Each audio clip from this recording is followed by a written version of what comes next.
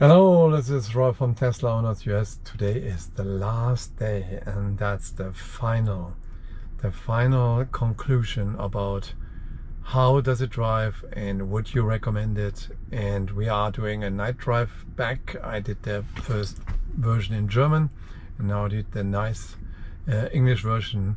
And my recommendations are coming after this intro. When we wake, hear the birds and see the sun. Side by side our fears are done. All the good times just begun.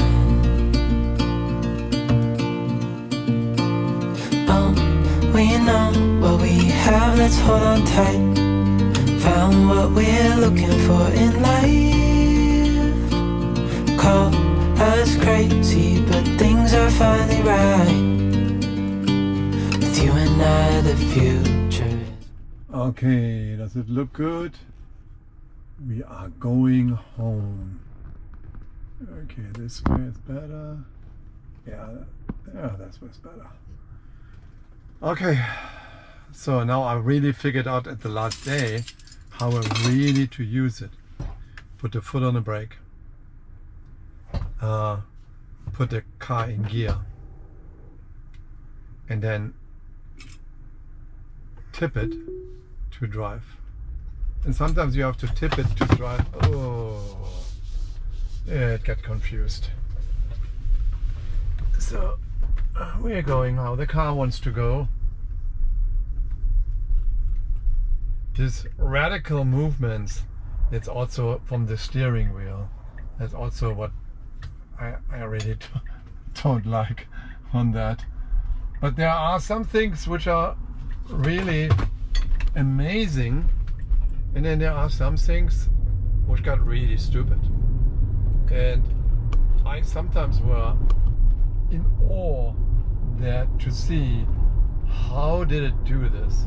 How did it really do this turn? Or how did it do this left turn? So overall, it's not really ready for prime time. It is, let me say, out of the beta version. That's really true. And yesterday, the night one, or at dusk or dawn, so in the evening, late evening, I actually rode back from Tortilla Flat towards home to the mountains there, and it did an awesome job. So that was the final challenge for the car in order to pass to get out of the beta version. And it has potential. Now it has pretty good potential. And what I'm guessing is that in 2 years, not Elon time, in 2 years, really regular time, I think the car would drive for itself. They probably would get the authorization to drive for itself. You could again put a bag of flour here on my seat and put the seats on, and then have something there would recognize the face, and then the car could drive itself. And there are other cars here in the valley which drive itself, the Waymo cars. They have a pretty extended range to drive itself, but they are different because they have a very extensive mapping. This very extensive mapping is that what makes them more different, and also not only the extensive mapping, also the LiDAR, which is actually kind of a mixture between radar and lights or laser lights, and that's on all four corners of the car, on top of the car, for the surroundings and all of that. So from what it is with regular vision, it's amazing. I had some situations, and that was in the German version. There was I had to do a left turn, go over 3 lanes on Bell Road, and then a pretty busy road. And then from that left turn, there was a car coming in front of me, which was a truck with a trailer. And she turned the window down, waved me, and at that time I'm coming out of a shopping mall. My car starts driving because the left lane, the lanes on my side, on my side 3 lanes were free, and on the other side she waved over. But it must have also seen much more in the vision, and let me show you. I think that vision, what that car sees is extraordinary. It's really expensive. But from time to time, and we come to that situation again, it makes stupid mistakes. For example, the last tour on German Today, it did always right at that certain intersection on 5th Avenue and McDowell to do a right turn, consideration of bike lanes and pedestrian, and also these pedestrian here. I'm braking because they saw it. They see the pedestrians, I'm stopping.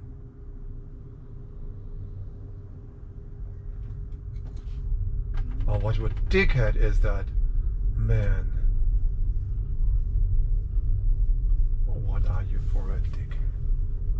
Unbelievable. Did you see that? He almost ran over the pedestrians. So this definitely does not happen with this car. And sometimes it does dumb mistakes. For example, the left turn on I-17, it is undecided.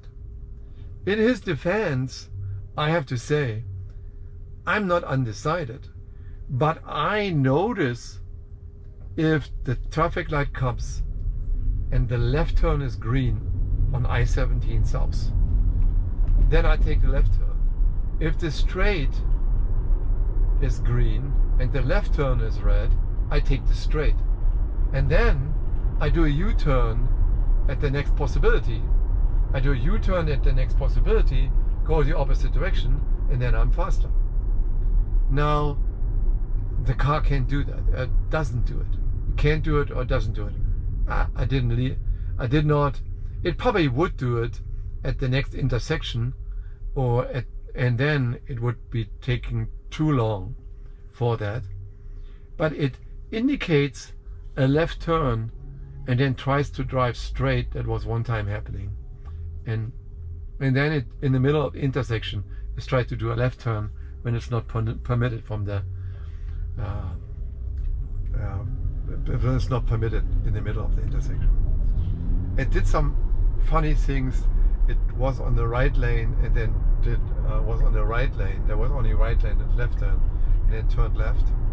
And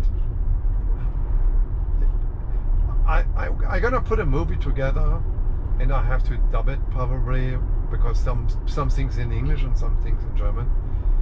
He did amazing things for police cars. There was an accident in the middle of this road, and the cars had it fenced with flares or lights. The police cars were flashing. Now this is the same stupid thing here. You see that?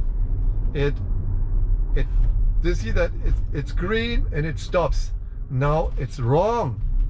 This is really wrong. It's on the straight lane, it stops, and then it noticed it did make a mistake.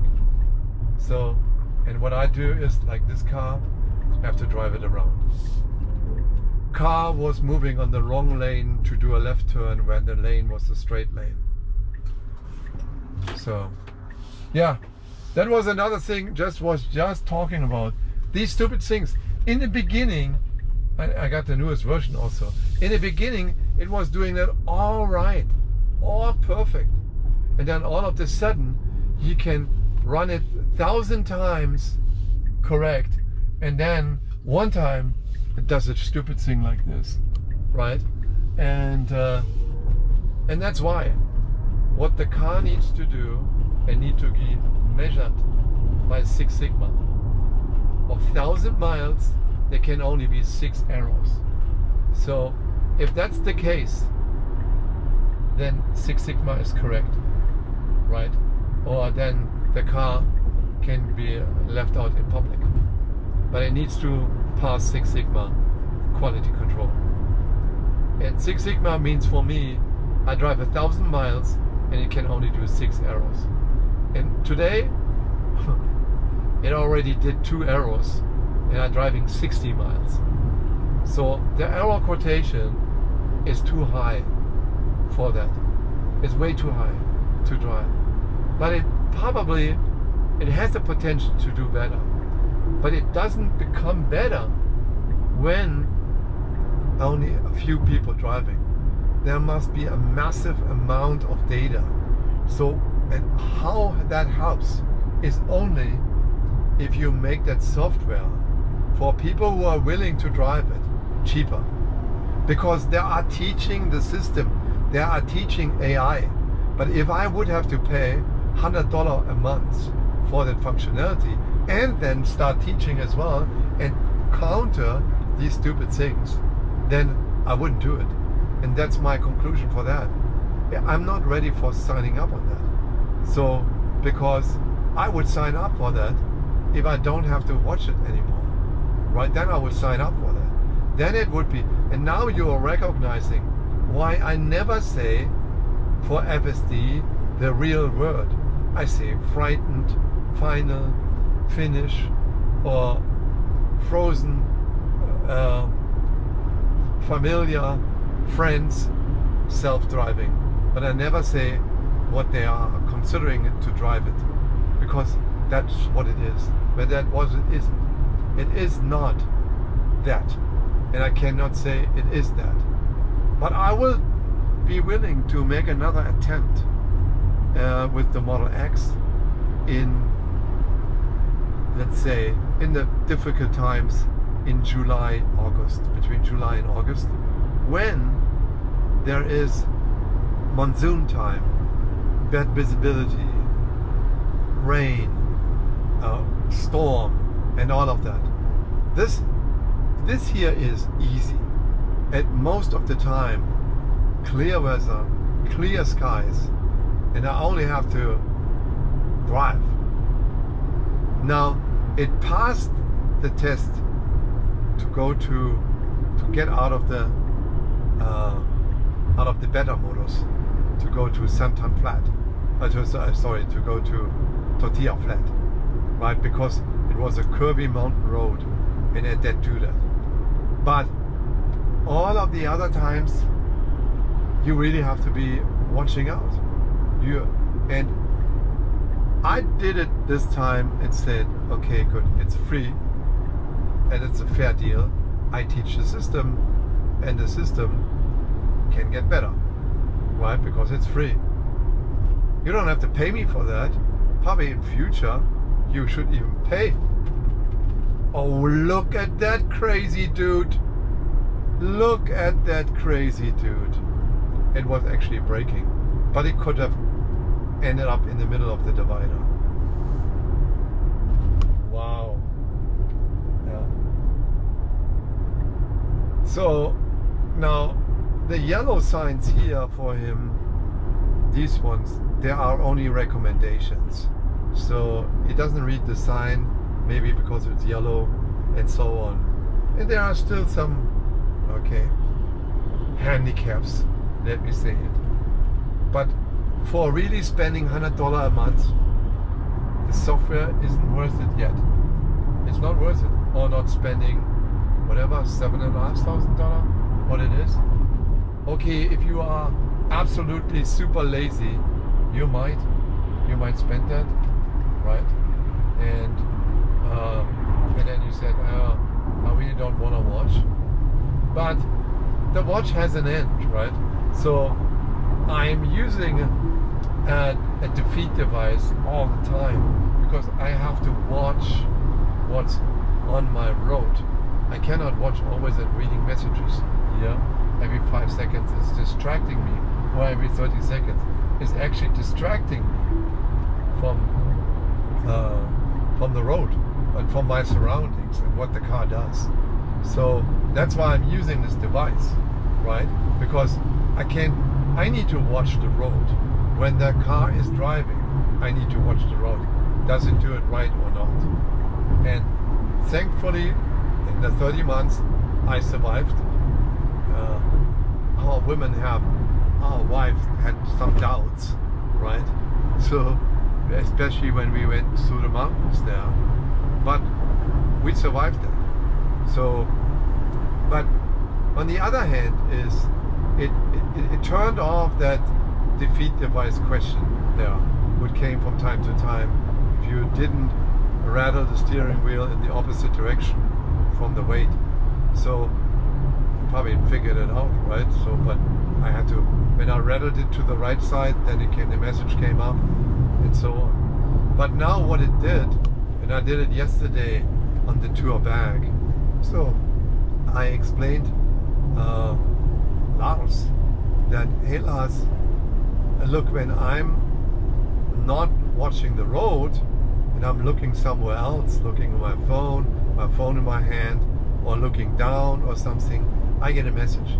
And I could only do that when he was watching the road and we were sitting next to me.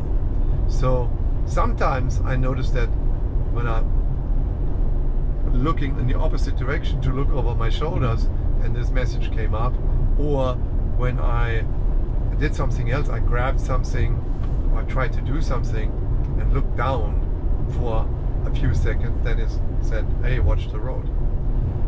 I think that was a consequence of that lawsuit of that engineer there, of the yesterday it also did a mistake like this. It was sending me to 202 instead of going straight. So I was on the HOV lane. But today I'm staying on this lane. HOV lane, it just can't do. If I'm trying to go on the HOV lane and make a blinker here, it accelerates and it blinks and it blinks and it blinks and it's all free and it blinks and it never goes there. So forget about that. It's an uninterrupted lane, and probably the car's programmed don't go over an uninterrupted lane, but not in Arizona. I tried to teach the system about, let's say, 50 times to go on that lane or to go off that lane. It was only one time it went on the lane when I indicated the blinker, and 2 times it was going off the lane when it came from the 5th and 3rd Avenue exit, and it did it only 2 times. That was amazing. I thought the system now finally would have learned that, but it was not the case. The system is sometimes reacting radically or randomized. You think you're driving always the same way to the same streets, and then it just does it differently. It just does it differently. And what can you do?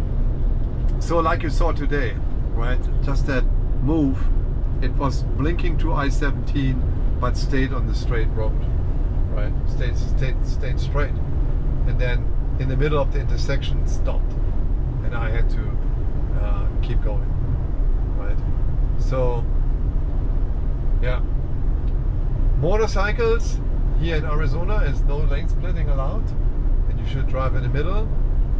That was also in the German version there, when I had it was driving you right next to the motorcycle, and the guy in the motorcycle got really pissed off because I'm driving right next to him, like he would do a lane splitting, because he was on the right side of the road. Did you choose to be in the middle? And then the car, when it was merging on ramp, it drove right next to him. He said, "What the fuck? What? Sorry. What is the problem with you?" And then he was pretty mad and showed me the finger. Yeah. All of that said is, if you give it another 2 years, but with a lot of learning, and he needs to, he's not getting Elon does not get revenue anyway. If people don't trust it, they don't trust it. He needs to make make an appetite for that. To say, hey, you help me and I help you. The system becomes better, and then now he gets his, but with this, with a few guys driving and driving only on specific states in Texas or in California where his people are, but then actually it's gonna be never be that fast. So, and you need to have the approval from the authorities. In Europe, they like the German versions for that in Europe when they are watching it, because it has not been approved in Europe yet. That FSD supervised. This has not been approved. So, and okay, it's coming out of the beta mode, but you have to tell the people, hey, it's still not right. It's not perfect. And it's not FSD. It is HFSD. Semi or SFH. Semi. Right? And yeah, it does a lot of things. It does good lane change. It does good mergers. It does good exits. It usually does select the lanes correctly. There is a lot of great things, especially highway driving. If it's not HOV, it does it well, right? It does good observations on unprotected left turns. Does a good job, really. Someday I was going from physical therapy. I did a left turn in an area. Unfortunately, my camera was not on. So at that point of time, I was thinking, wow, I would never have done this left turn. It was just too risky to do that left turn. And the car was pulling through right away.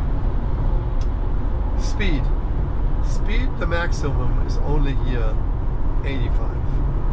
So if you want to drive faster than 85, you can't do it with SFD, because that's the maximum the system goes.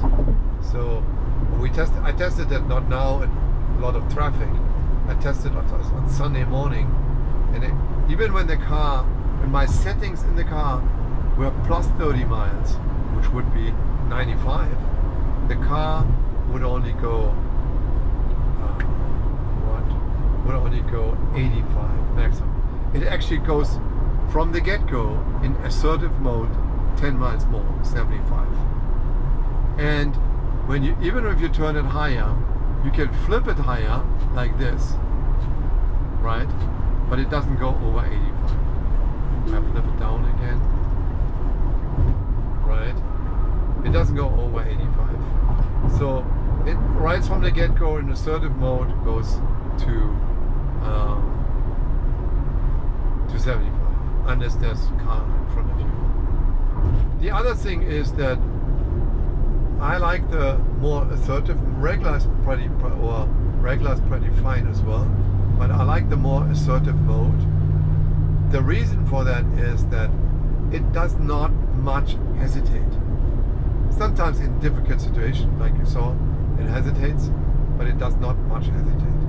So my conclusion is, I'm gonna willing to try it again in bad weather conditions.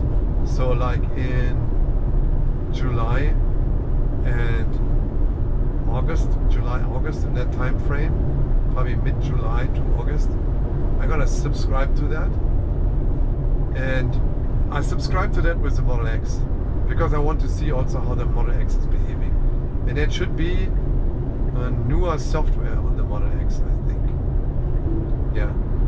So now it's hesitating with this guy, but that was hesitating, and now it's gonna go another right turn, goes here. Now the next one, off ramp, is he's way too slow.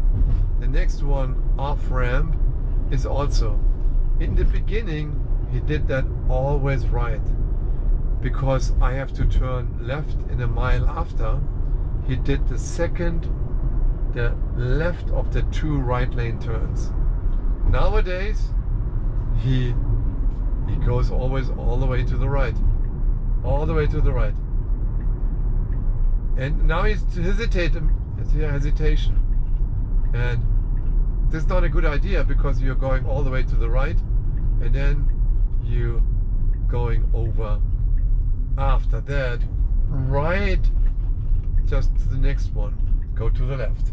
And I show you that it's gonna happening here. It goes to the left instead of taking the left right turn of those 2 lanes which are going left, right. Here's an idiot blocking the lane.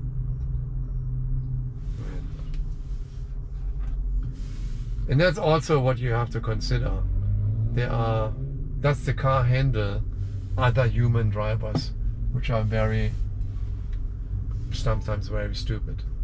Like this dude is blocking 2 lanes because he has a big Jeep and he wants to squeeze in, right? And then he does a U-turn.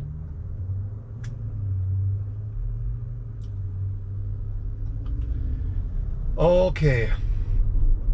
Otherwise, you know, I'm thankful for letting me try it out. I was almost not ready to try it, but then I said, you know what? Let's be fair. That's free. I teach in the system for proper driving. Yes, can do it. So this is the last day, folks. Everyone who's watching this, thank you for watching it. The guys in Germany watching it much more because they don't have the capabilities. It's not permitted. It's autopilot 3 years ago. That's about the status in Germany right now, and it was awful. A lot of phantom braking. Phantom braking here is now reducing the speed a little bit, right? Using regenerative braking, reducing the speed. It still happens from time to time here, but it's not really braking. It's just reducing the speed, watching what's coming out, still under bridges or under unclear conditions. But it's fair. Oh, another amazing thing was, car is maintained 10 miles over here, right? I was driving on HOV lane 10 miles over yesterday on the way back. Lars was next to me. I said, hey Lars, watch out. The car had problems with emergency vehicles or police, which all of those different lightings and so on. And it had some accidents. I think 10, 20 accidents happened where autopilot drove into emergency vehicles or police cars. Now I'm driving on the highway, driving on the HOV lane, on the other line, on the standing lane, on the emergency lane, on the right side, there was a police car. And that police car with flashing lights.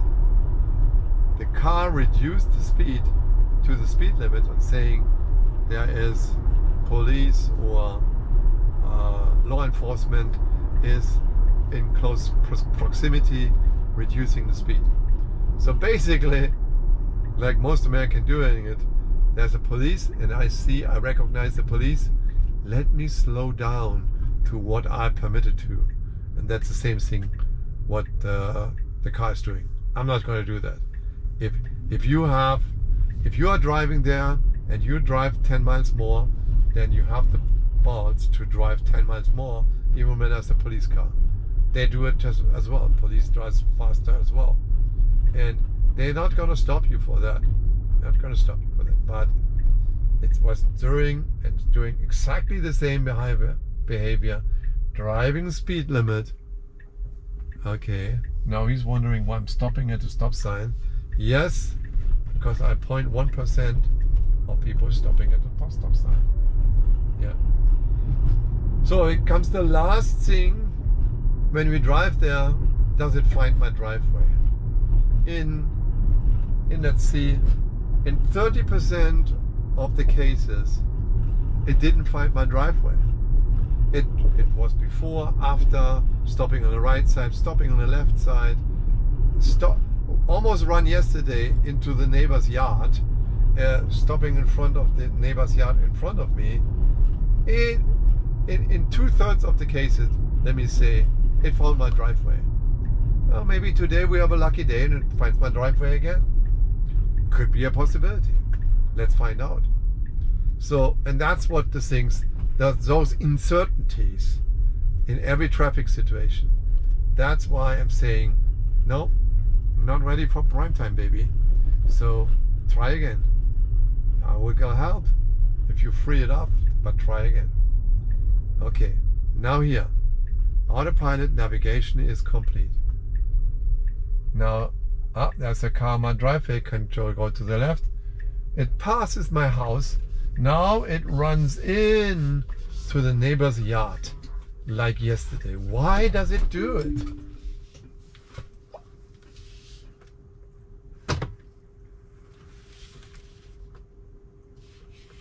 Car runs into the neighbor's yard instead of in my driveway.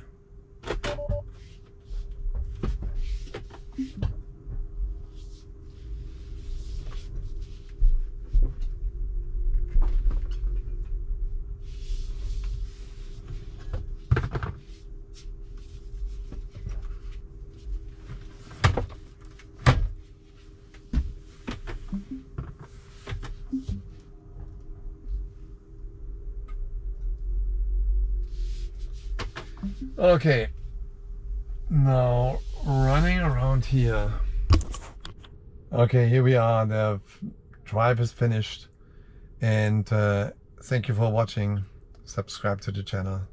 I'm reporting more as only FSD, and about repairs, about camping, about trips, road trips, and so on, about very actual things as well. And thank you very much, and talk to you next time. Bye bye.